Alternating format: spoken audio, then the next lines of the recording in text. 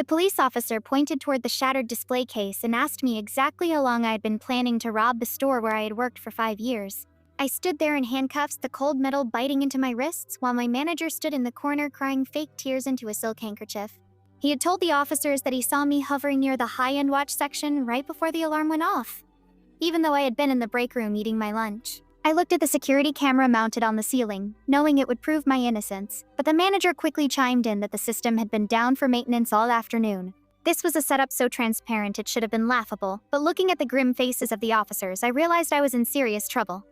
I had seen the manager, Mr. Henderson, fumbling with the safe codes earlier that morning, but I hadn't thought anything of it at the time. Now, seeing the empty shelves and the way he wouldn't meet my eyes, it all clicked into place. He was deep in gambling debt, a fact he had accidentally let slip during a holiday party, and he needed a fall guy to cover the fact that he had emptied the inventory himself. I tried to explain my side of the story, but the officers just told me to save it for the station. The ride to the precinct was a blur of rain on the windows and the static of the police radio. I kept thinking about my reputation, about how I had never even had a parking ticket, and how quickly it was all being dismantled by a man I had trusted. When we got to the interrogation room, the lead detective sat across from me and dumped a bag of expensive watches onto the table. "We found these in your locker, kid. Do you want to tell me how they got there?" he asked.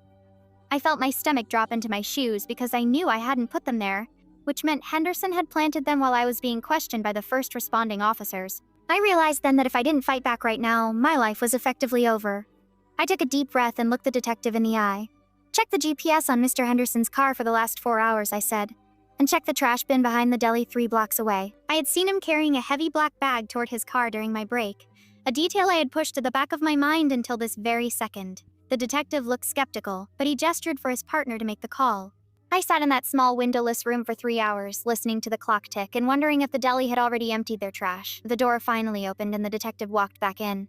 But this time he wasn't carrying the bag of watches. He looked frustrated and a little bit embarrassed as he reached out and unlocked my handcuffs. "We found the rest of the inventory in the trunk of Henderson's car," he said, and the deli owner had clear footage of him dumping the store's internal hard drive in the bin.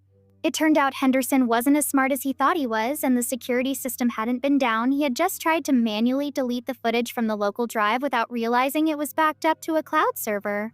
I walked out of the police station into the cool night air, my wrists still red and sore from the cuffs. Mr. Henderson was being led inside in a different set of restraints, and as he passed me, he had the audacity to look angry, as if I were the one who had betrayed him. I didn't say a word to him. I just watched them lead him away into the fluorescent depths of the building.